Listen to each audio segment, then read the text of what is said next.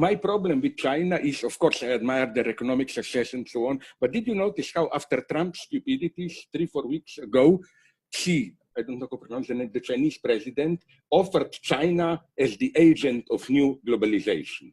But I don't like that globalization. Why not? Because if you read not even between the lines, but in the lines, just in detail, you get a clear model. Economic globalization, but culturally, each country rooted in its tradition, and so on and so on.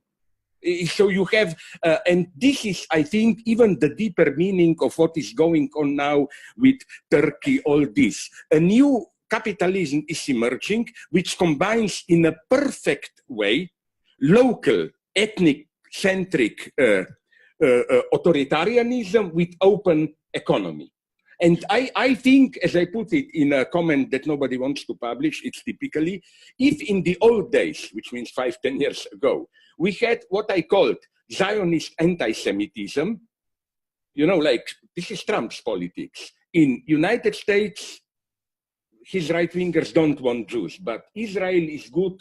So you are pro-Zionist there, but you warn against too strong influence of Jews in your own country. Now we are getting something similar with regard to Islam. That's again Trump's politics. In United States, extremely anti-Islamists, but Saudi Arabia is good. Like, you can do horrors there, just not here. And I think this is the new world that is emerging. It's no longer what horrible as it was, this, and it was very violent neo-colonialism, this. We know what human rights are and so on and so on. But I think now maybe an even worse world is emerging, where you can do whatever you want culturally in your country with women, with gays, just obey economic rules, integrate, and so on and so on. And the tragedy is that this is even presented as post-colonialism. No wonder that, you know who openly supported, I love these symptoms, Trump? Mugabe.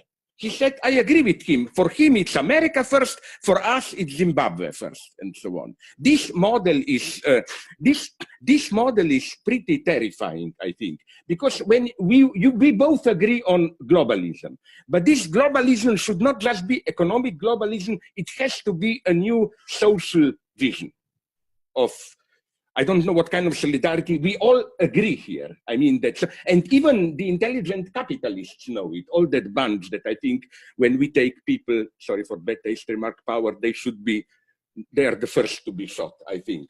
Zuckerberg, Elon Musk, Tim Cook, and so on. All these false, newly discovered post-capitalists and so on. They are the most dangerous. They obfuscate problems, truly. Radical change is needed. And my view here is pessimist one. What can we do? Of course, we grab every opportunity, Corbyn, Bernie Sanders, and so on, and get ready for the crisis. Don't be afraid, it will come. Yeah, but you know, you're talking about Zuckerberg, like, this is the different, for me, when somebody, like a CEO from the tech world, goes and spends a year in an ashram and studies yoga and meditates and learns the sciences of whatever that is.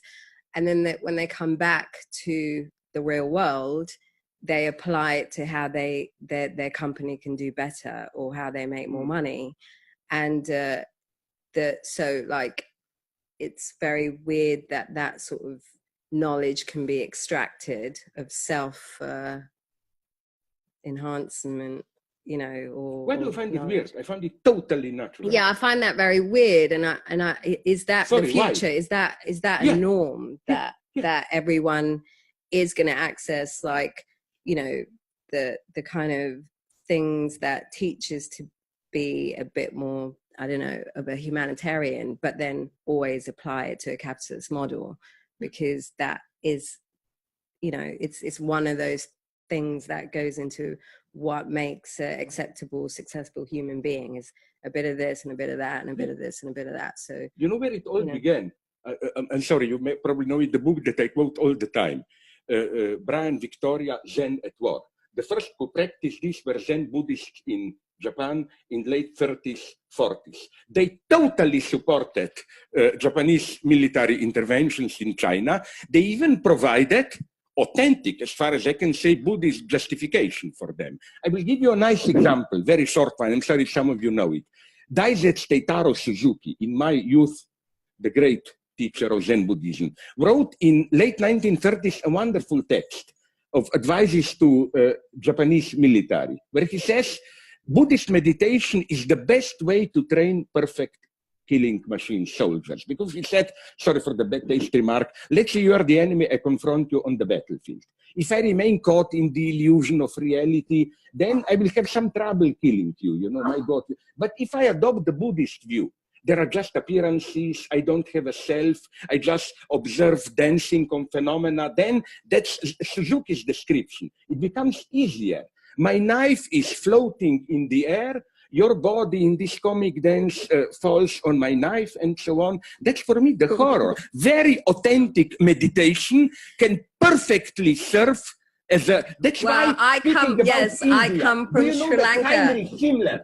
I come from Sri Lanka, and it's Buddhists versus Hindus, which are quite similar. But yeah, that Buddhists are supposed to be super passive, and you know, they're like one of the most sort of chauvinistic or fascist regime we've got there. Yeah. And there are witnesses who say that the monks have killed people, you know, with their own hands. And I feel like all of that is then, you know, it's going to rewrite what Buddhism is, I guess, or things like that just kind of evolve how those well, the concept of spirituality fits into our modern society, or concept of religion. But that, I think, is probably something where we should get to next, because when you get to, you know, money, or when you get to activism and being able to stick your neck out for something, because I think Corbyn is that sort of interesting figure, because he stood in a battlefield and people were throwing lots of stuff at him, but he managed to stay very, you know, calm through a lot of shitstorm, and he managed to also unite a lot of people without speaking aggressively or adopting the aggressive mannerism of the opposition. That's the true miracle. I'm sorry if I interrupt, but it's really an incredible, and I say with all respect, ethical revolution that put to shame the cynics. Many of my leftist friends said, listen, I would have loved Corbyn, but frankly, he doesn't stand a chance, and so on. You know, this liberalism at its most disgusting. He's against Corbyn, but he masks this as just a realist insight and so on. No, he did a true, genuine ethical revolution. All those cynics like Tony Blair, who said, sorry, Corbyn means Labour Party is unelectable, and so on and so on. I totally agree with you. This is, so I'm not saying the situation is hopeless. Look, even with my old example, with Obama, whatever you say about him, he did try healthcare, which is now ruined and so on. We should simply work at all levels here, because you know what should give us hope? It's not that we are facing an omnipotent enemy. That enemy, big capital, is now more and more getting caught in antagonisms, in crisis, and so on and so on. The situation is not lost. Are we looking at a world that is one bank, one religion? No. Do you think? Acceptable thing? No. There are so many. Look just at what is happening. And if I may propose that we turn to the guy who is so lazy, he didn't want to walk here. He preferred to sleep in Ecuadorian embassy. Sorry, that's my internal joke. I always talk about this, about my good friend Julian. Here, for example, if I may turn to his domain.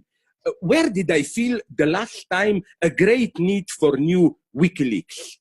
Look, this weird thing, we even don't know what is happening, that's happening now with Qatar. What is behind all this? What is really going on? Yeah, but WikiLeaks published about it in the Saudi cables already. Already, but we need more now. Yeah. That's my point, sorry. Without WikiLeaks, from the main media, you simply don't get, first, from the main media, you get simply absolute absurdities. Like, wait a minute, Saudi Arabia accusing another country of terrorism. Saudi Arabia, which is not even a state. This is kind of a mafia family, combining the most modern stock market investment capital with old, fake, corrupted pseudo-traditions supporting what? Listen, all my respect sincerely to victims of London bombing, but you know, don't talk about London if you don't want to talk about Yemen now, for example, where Saudi Arabians are bombing serially, millions displaced and so on, strangely under. So here we need like daily bread, WikiLeaks, more of WikiLeaks to learn. Without WikiLeaks, you see, Qatar is an example how without WikiLeaks, we simply don't even know where we stand. I don't know. I think that's one of the reasons why I wanted to do this talk as well, even though there's been a lot of like, you know, pushback on social media. And, you know, for me, as I see myself quite neutral, but for me, it's really important to have something like WikiLeaks, just because you know that they've already proved that they don't do stuff for money, you know, and they can't be really bought. And I think more figures like that in society are important.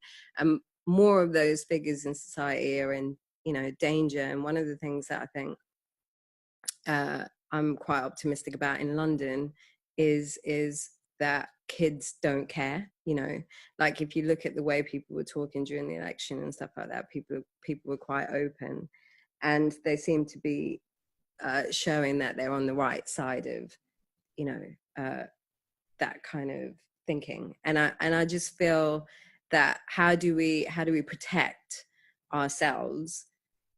Because one of the fears is that, you know, your social media passwords have to be handed in and you're going to get regulated. And obviously Theresa May didn't leave the parliament. She is there. And, you know, is that quite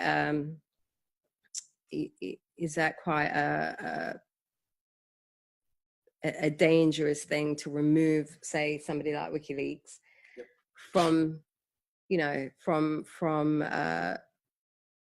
the story basically at a moment like this where it's quite neck and neck. Yeah, I think if I may add something before the guy from the embassy, Julian, our good friend, appears. I think you mentioned Theresa May and you mentioned the internet. And I think what we have to do today, after the Swedish case was dropped, which, you know, I think it's important to say it again, that Julian was never charged. It was a preliminary investigation. And now that Sweden dropped the case, now the masks have fallen. Now we can see what it was about all the time. It was about extraditing Julian Assange to the US because now the Trump administration wants him. But I would like to put it here, because we are in London, in the UK context. We have to remember that Theresa May was the Home Secretary when the Ecuadorian embassy was under the siege, when 300 policemen came to the embassy and wanted to kick out Julian and extradite him to the US. You know what's the cost of the siege of the embassy today, with all the surveillance and everything what is happening around the embassy? 19 million pounds. So, you know, when we speak about Theresa May, we have to speak about this money which could be used for schools and so on and so on. And this would be leftist austerity politics that we should support. No money for police there. Sorry, please go on. No, but I think, you know, well, that's very similar to how much she spent on the campaign. And they said that they could treat like 5,000 people with dementia for one whole year with that money. So that's what you're looking at. Yeah, I think this is crucial. Yeah, so but why do they want him so bad? Well, there are so many reasons why do they want him so bad, and they go back to 2010 and the Afghan warlocks, Iraq and everything. I mean, just look at the Saudi cables now. I mean, what WikiLeaks published already several years ago, you know, 2 years ago, they anticipated what would be happening now. So he has so many enemies, which go from the Saudis to the US. But may I add, and then I will shut up, I promise. Yeah, just which brief. We will never do, I know, but anyhow. Fuck off. Croat Ustasa. Okay, no, sorry, very briefly, really, two important things. First, and now he will give a lecture. Yeah, no. Yes, no. That I think we are now on the right path. Everybody focuses just on WikiLeaks' secret documents. I think maybe our Ecuadorian lazy guy who just sleeps there, his greatest achievement is, you know, he published a book which was strangely ignored on Google, demonstrating this is, you know, this is also the answer of those detractors of Julian who say, but why he doesn't publish more about Russia and so on. Which he did. He published Which a lot first he did. Second point, but listen, Russia, China, we all know what shitty authoritarian countries these are. But as two of you already hit that, his greatest breakthrough in his writing with Google and so on is that the greatest tragedy is how nobody is duped there. They live in authoritarian, but we, or in the United States, we think we are free. We have media, we can use them freely, they help us. But in this way, how we are even more controlled, directed, and so on. Listen, what is the typical guy today? It's, you don't even expect experience yourself as a proletarian. You are precarious worker, you choose this job, that, and the new fashionable word is a self-entrepreneur. Like you, I'm doing the same thing as my billionaire friend, which I can just erase a couple of zeros and so on. So you see, our very unfreedom, this total anxiety is sold us as a new freedom. You don't have a permanent job, wonderful. You can reinvent yourself every 2 years, construct new identity and so on. That's, I think, ideologically, at a more general level, the big lesson of WikiLeaks. Yes, we agree, we know Putin, China, shitty countries, authoritarian, but don't think that our Western liberal countries are also not in some way even more menacing, totalitarian. Especially Silicon Valley, what you mentioned. Yeah, Google, yeah, Facebook, yeah. Because our unfreedom is presented to us precisely as our new freedom. I'm free, I look on Google, I can choose whatever you want, and so on and so on. That's, I think, where he really hits the core of our Western liberal ideology. That's why I love him.